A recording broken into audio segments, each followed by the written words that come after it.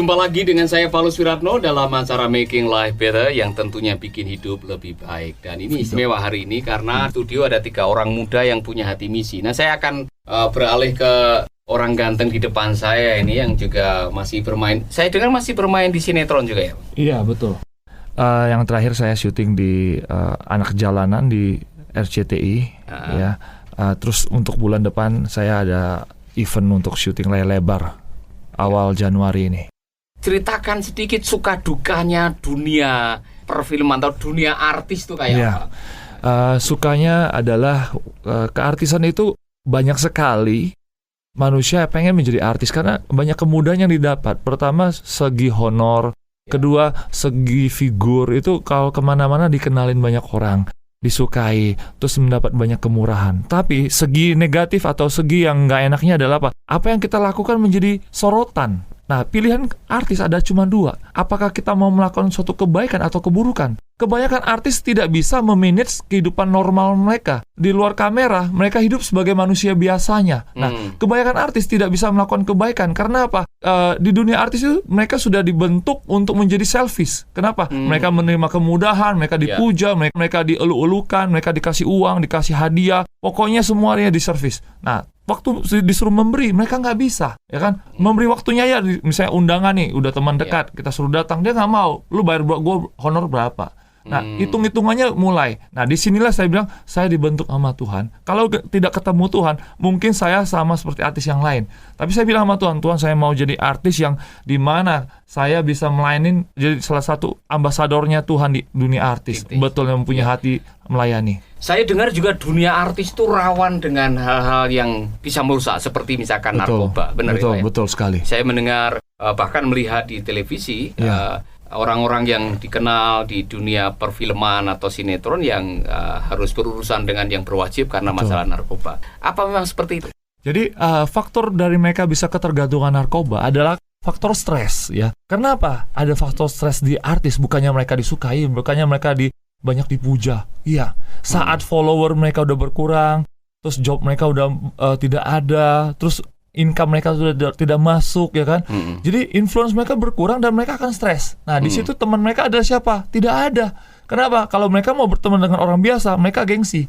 Nah, status mereka akan turun. Nah, jadi apa? Teman mereka yang lain pada syuting, nggak punya teman. Akhirnya teman mereka adalah apa? Narkoba. Jadi narkoba itu bisa dengan obat-obatan seperti itu mereka menghalusinasikan keberhasilan lagi segala macam. Nah, efek-efek itu yang membuat mereka ketagihan. Lari kok narkoba. Bukan narkoba aja sih yang ketagihannya para artis, ada 2 faktor lainnya. Apa coba yang faktor lainnya? Faktor lainnya adalah kesepian. Jadi mereka akan kenapa bisa cinlok, ya kan, cinta lokasi. Terus mereka banyak sekali kawin cerai. Nah, kesepian itulah karena di lokasi syuting kita kerjanya bisa 1 hari 20 jam. Istirahat cuma 4 jam. Besok syuting lagi. Oh, kayak apalagi kalau kejar tayang itu. Kejar tayang, tidak ada istirahat. Jadi nginepnya di hotel sebentar, check in, terus syuting lagi besok. Nggak sempat pulang karena terlalu jauh dari lokasi sama rumah, ya. Nah, di tengah-tengah kesibukan saya mau tanya nih, kehidupan rohani bagaimana pemeliharaannya ini? Ini bagi anak Tuhan, ya, khususnya artis-artis anak Tuhan ini hari ini banyak banget dikatakan bahwa mereka KTP, ya. Kristen tanpa pertobatan. KTP. Jadi mereka banyak mengatasnamakan saya Kristen dari lahir. Saya Kristen kemarin ke gereja kapan? Ke gereja 2 tahun yang lalu pas Natal. Pas Natal 2 tahun yang lalu. Sama Paskah. Karena apa? Kesibukan artis Senin sampai Jumat mereka syuting, Sabtu Minggu mereka mengambil off air. Konser, ya kan? Bintang tamu. Nah, bagaimana waktu buat Tuhan? Nggak ada. Jadi makanya rawan akhirnya melakukan hal-hal yang bisa merusak hidupnya. Nah, saya mau tanya ini, Anda yang masih muda ini, bagaimana bisa menjaga kehidupan Anda secara rohani di tengah-tengah kesibukan syuting dan sebagainya? Dengan cara pertama adalah kita datang sama Tuhan setiap pagi, datang berdoa, terus kita merenungkan firman. Dan kalau waktunya nggak ada pun di mobil kita harus menyembah Tuhan. Kita siapkan CD lagu, penyembahan di mobil di tengah macet itu di Jakarta. Kan kalau Jakarta tuh bisa macetnya bisa 3 jam, 2 jam. Kita bisa menyembah ataupun dengar sesi khotbah, dengar radio seperti ini, ya kan. Jadi hati kita tuh dibersihkan, dimurnikan kembali. Ya, walaupun untuk datang ke gereja tidak sempat, tapi ada komunitas yang membentuk ataupun di mana kita syuting itu ada orang yang seperti saya ya. Saya sekarang udah mengajar firman, udah bersaksi. Nah, di situ kita akan mengencourage para anak-anak Tuhan yang jarang beribadah, imannya sudah mulai goyah, hidupnya seperti orang dunia. Nah, ini kita harus menginfluence juga, saling bergandengan tangan. Ya, saya senang sekali ketemu dengan Anda. Yang lebih senang lagi karena Anda punya hati untuk menolong teman-teman, menjangkau mereka. Siapa tahu dunia artis ini menjadi ladang pengembalaan Anda. Amin, setuju. Punya visi apa sekarang yang Tuhan taruh di dalam hati Bung Chandra? Saya dapat salah satu ilustrasi seperti ini ya. Banyak dikatakan, saya pernah dengar di salah satu media seperti apa katanya, dia bilang begini. Tapi saya mau putar balikan. Dikatakan seperti ini, seorang artis dibayar puluhan juta, bahkan ratusan juta dalam satu episode. Dengan karakternya dia menghancurkan begitu banyak nilai kehidupan dengan karakter anak-anak ataupun remaja dengan figurnya. Tapi ya guru agama ataupun pendeta ataupun guru sekolah dikasih uang ataupun dikasih gaji di bawah UMR untuk memperbaiki begitu banyak mahasiswa ataupun siswa ataupun jemaat yang dihancurkan oleh media hari ini. Saya sedih. Wah, Tuhan, saya bilang ini benar pekerjaan iblis. Bagaimana kita bisa menjadi malaikat di tengah-tengah pekerjaan iblis ini? Nah, saya bilang, Tuhan, saya mau Tuhan punya hati visi. Bagaimana? Saya harus dibentuk dari bawah. Dengan nilai-nilai kerajaan inilah saya bilang belas kasihan inilah muncul. Nah, saat kita minta sama Tuhan, Tuhan berikan itu. Jadi kita nggak serupa dengan dunia lagi. Kita boleh ngambil profesi itu untuk dapat berkat, dan kita dapat berkat itu kita bisa memberkati yang lain. Itu luar biasa. Selama menjadi artis nih, selama melaksanakan misi yang Tuhan taruh di dalam hati, hal-hal apa yang membuat Bung Chandra ini sudah mulai merasa wah luar biasa waktu saya dipakai Tuhan untuk mungkin mendoakan teman atau mungkin menolong sesama artis, mungkin counseling, mendengar keluh kesah mereka. Ada enggak sesuatu yang membanggakan sehingga Bung Chandra merasa inilah hidup saya? Oke. Step-stepnya adalah pertama, Tuhan izinkan saya dulu untuk belajar firman. Kemudian dari belajar firman itu saya dimuridkan. Kemudian habis dimuridkan, saya diutus untuk berbicara firman, yaitu saya bersaksi dengan bagaimana saya hidup takut akan Tuhan, melakukan kehendak Tuhan. Selanjutnya dari saya melakukan kehendak Tuhan, bersaksi itu, saya mulai bisa menjangkau jiwa. Dan menjangkau jiwa, saya memberikan waktu, finansial saya, ya kan, perhatian saya, mendoakan mereka, belajar mendoakan orang. Waktu misi belum masuk pun, saya mulai itu, Tuhan taruh jiwa, saya menangkan mereka untuk terima Tuhan. Amin. Nah, yang paling membanggakan adalah apa? Saya sudah belajar bisa membaptis. Oh, sudah. Wah, luar biasa. Itu saya bilang, wah, ini malaikat surga bersorak-sorai. Kenapa? Setelah ini apa Tuhan? Saya bilang, saya nggak bisa berhenti hanya membaptis aja, memenangkan jiwa. Harus memberikan lagi. Bagaimana kita bisa membaptis jiwa kalau kita tidak pernah memberi? Nah, ini hati misi yang harus Tuhan taruh lagi. Oke, kamu mau lebih banyak lagi dapat jiwa. Oke, kamu keluar sana, menjangkau orang yang kekurangan dan segala macam, dan memberi dan memberi. Ngomong saya dengar sudah belajar sekolah teologi nih. Iya. Apakah memang akhirnya Bung menyadari bahwa Tuhan panggil untuk full time pelayanan suatu saat? Ya, saya pikir saat ini saya lakukan full heart. Ya. Full heart, Full time itu saya pikir itu hanya suatu jebakan. Iya, jebakan Batman di mana waktu saya masuk ke sana, saya nggak dapat berkat dan saya nggak bisa memberkatin orang. Karena hari ini mau berbicara berkat, ada 4 hal.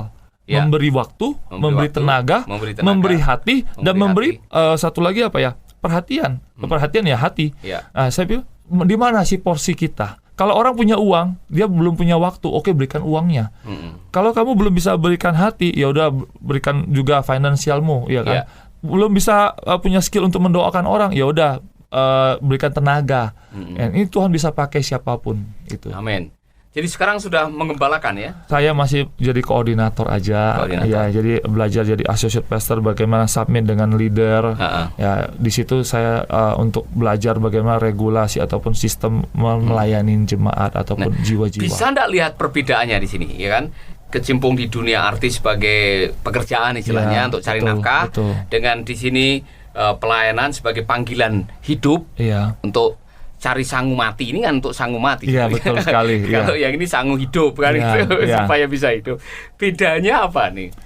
Bedanya kita harus membedakan dengan hikmat Tuhan bahwa di saat kita diberkatin secara hidup di dunia, nah disitulah kelebihannya kita sisihkan untuk memberkati di mana jalannya Tuhan dibuka. Dengan apa? menyisakan berkat dari yang finansial kita, yang kita dapat kerja dari dunia, kita memberkati pekerjaan Tuhan. Amin. Satu. Kedua, kita sisihkan juga waktu 1 hari atau 1 bulan berapa kali kita ke daerah-daerah mengunjungin orang yang terhilang, orang yang tidak punya. Di situ hati Tuhan ditaruh. Hati Tuhan tidak dalam gereja. Hati Tuhan di gereja itu saat orang datang ke Tuhan untuk dimenangkan. Tapi waktu belum dimenangkan, mereka harus dijangkau, dibesuk. Luar biasa. Mungkin kalau bisa dibilang yang mendengarkan kita ini kan banyak orang muda juga. Setelah malang melintang di dunia, orang muda sebagai artis, pernah terkenal dan sebagainya, masih terkenal. Apa nasihat Bung Chandra untuk orang-orang muda yang mendengarkan program ini apa? Saya mau nasihatkan, saya bukan hanya di artis aja. Jadi saya waktu sebelum masuk artis pun saya punya satu potensi yang begitu besar. Saya pernah menjadi leader di organisasi, terus saya pun jadi atlet, dan saya selalu achieve everything I'm doing ya. Jadi saya bilang tanpa Tuhan pun saya bisa. Tapi keberhasilan itu tanpa Tuhan jadi sia-sia. Nah, marilah anak-anak muda, teman-temanku, saudara-saudaraku, kita boleh mengejar mimpi kita. Tapi tanpa melakukan kehendak Tuhan, ujung-ujungnya ada sia-sia. Betul. Karena apa? Di Matius 6:33, tetapi carilah dahulu kerajaan Allah dan kebenarannya, maka semuanya itu akan ditambahkan kepada kamu. Jadi kalau kita mengejar tambahannya doang, bonusnya doang, kita nggak melakukan pokoknya, itu pokok kita ada panggilan mencari kerajaan surga. Ya, ini jujur nih, masih ada pendengar-pendengar kita yang hari ini nih sibuk nyari tambahannya nih. Sampai lupa sumber berkatnya, lupa Tuhannya, mengorbankan hubungan rohani dan sebagainya, yang akhirnya ujung-ujungnya setelah mendapatkan semuanya tidak bisa menikmati. Nah, saya mau menantang pemuda-pemuda pendengar program ini yang terus terang aja, Anda sedang sibuk mencari apa sandang pangan papan, tapi Anda lupa dengan Tuhan yang memberikan sandang pangan papan. Anda mengorbankan hubungan-hubungan rohani, Anda mengorbankan waktu doa, waktu devosi, Anda mengorbankan bahkan hubungan dengan keluarga Anda gara-gara mencari apa yang dikhawatirkan ini. Dan Anda mengatakan, saya bertobat Pak, saya mau kembali kepada Tuhan. Saya mau kembali kepada jalan yang benar. Saya mau membuka hati untuk Yesus kembali lahir dalam hidup. Bisa berdoa buat mereka, Bu? Bisa. Silakan berdoa buat mereka. Bapak di surga, kami berdoa Bapak, saya mau berdoa khususnya pada anak muda Tuhan, pada jiwa-jiwa Tuhan yang di mana Tuhan mereka masih sibuk dan masih asik Tuhan dengan segala keinginan-keinginan pribadi mereka Tuhan untuk mencapai goal-goal pribadi Tuhan. Kami berdoa Tuhan, biarlah kasih-Mu Tuhan, biarlah panggilan-Mu Tuhan Kau taruh Tuhan dalam hati mereka Tuhan. Biar mereka mendengar Tuhan bahwa di Matius 6:33 Tuhan, carilah dahulu kerajaan Allah dan kebenarannya. Lakukan kehendak Tuhan, maka semua akan ditambahkan pada kita semua Tuhan. Kami tahu Tuhan, burung di udara Tuhan pelihara Tuhan, apalagi kita anak-anak-Mu Tuhan. Dan kami percaya Tuhan, kalau hati kami Tuhan hari ini Tuhan masih sibuk dengan segala motivasi pribadi Tuhan, Kau ubahkan Tuhan. Sehingga kami tahu Tuhan, Engkaulah sumber berkat kami, Engkaulah sumber kehidupan kami Tuhan, Engkaulah sumber dari mana kami mau Tuhan hidup di dunia ini Tuhan. Dan kami akan menjadi panggilan yang hidup Tuhan bagi jiwa-jiwa lain Tuhan. Amin. Terima kasih Bapak, kami percaya di dalam nama Tuhan Yesus. Amin. Saudaraku, jangan lupa dengarkanlah Making Life Better. Yang seri yang berikutnya ini, Anda akan dikejutkan. Selama ini kita ngomong otak kiri, otak kanan, kita belum pernah ngomong otak tengah. Yang sering kita omong malah otak-otak, ya kan? Nah, kita mau mendengarkan betapa pentingnya melatih otak tengah karena ada hambanya yang bisa berbagi dengan kita, khususnya untuk para orang tua. Ya, jangan lupa dengarkanlah Making Life Better seri yang berikutnya. Tuhan memberkati. Sahabat, Anda baru saja mendengarkan program Making Life Better. Hubungi kami di 0811 3901 144 atau 0811 3901 140. Mari dukung pelayanan Making Life Better melalui rekening BCA 66 900 30525. Sekali lagi, 66 900 30525. Atas nama Paulus Wiratno. Terima kasih, Tuhan Yesus memberkati. Making life better.